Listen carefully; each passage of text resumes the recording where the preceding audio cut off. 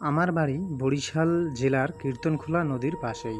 ছোটবেলা থেকে গ্রামে গঞ্জে থেকে মানুষ আমি ভূতের ভয় নেই বললেই চলে।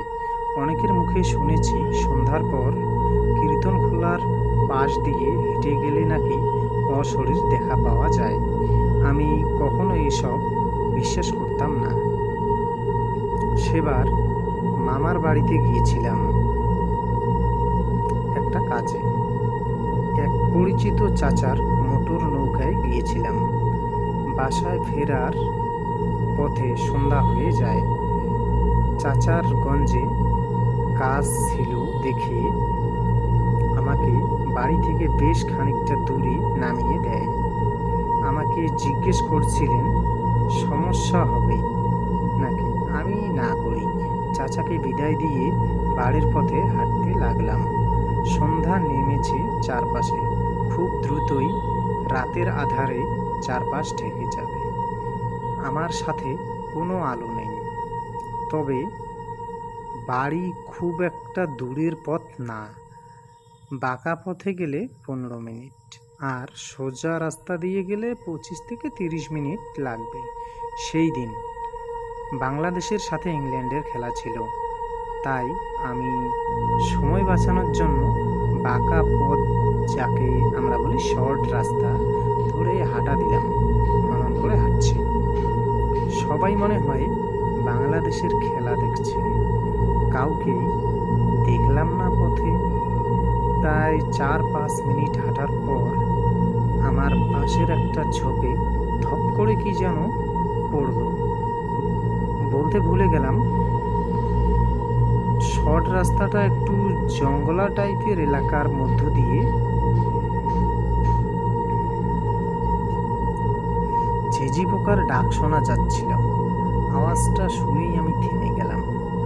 একদম চুপ করে দাঁড়িয়ে রইলাম 20 সেকেন্ডের মতো। কান খাড়া করে শোনার চেষ্টা করছিলাম কিসের আওয়াজ হলো, কিন্তু কোনো শব্দ হলো না। আর আমি নাছোড়বান্ধা আস্তে আস্তে পা টিপে এগিয়ে গেলাম ঝোপের দিকে। অনেকেই ভাববেন হয়তো মিথ্যা বলছি, কিন্তু ভাই আমি আসলেই অনেক সাহসী ছিলাম। এক হাতে গভীর রাতে 2টা চোর একসাথে পিটাইছি। ভয় ডর খুব কম। যাই হোক, ঝোপের পাশে দাঁড়িয়ে উঁকি দিলাম। উঁকি দিয়েই চমকে উঠলাম। ওই পাশে দেখলাম একটা সাদা কাপড় পরা মহিলা ঝুঁকে আছে কিছু একটার ওপর। দেখে মনে হলো কোনো চারপে জানোয়ার। অন্ধকার হতে যাচ্ছে, দৃষ্টি পরিষ্কার না।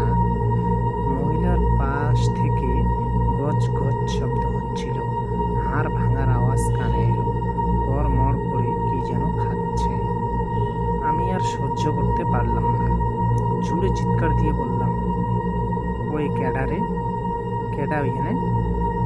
সাথে সাথেই পাই করে আমার দিকে ঘুরে গেল মহিলাটা। ওটার চেহারা দেখার সাথে সাথেই মনে হলো কলিজাটা এক লাফে গলায় উঠে গেল। বহু কষ্টে নিজেকে দাঁড় করিয়ে রাখলাম।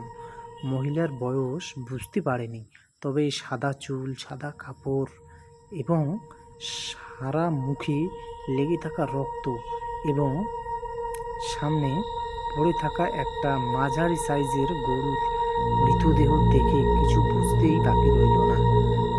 তারপর শুধু এতটুকু মনে আছে যে জ্ঞান হারাবার আগে জোরে কয়েকবার লা ইলাহা ইল্লাল্লাহ এবং আল্লাহু আকবার বলেছিলাম।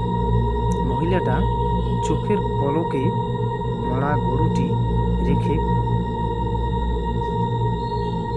আমার দিকে এগিয়ে এলো। তারপরে আমার আর কিছু মনে নেই। জ্ঞান ফেরার পর নিজেকে দেখলাম বাড়ির উঠানে। দেখলাম অনেক মুরব্বীরা বাড়িতে আমার দিকে দেখছে, আমাকে ঘিরে রয়েছে।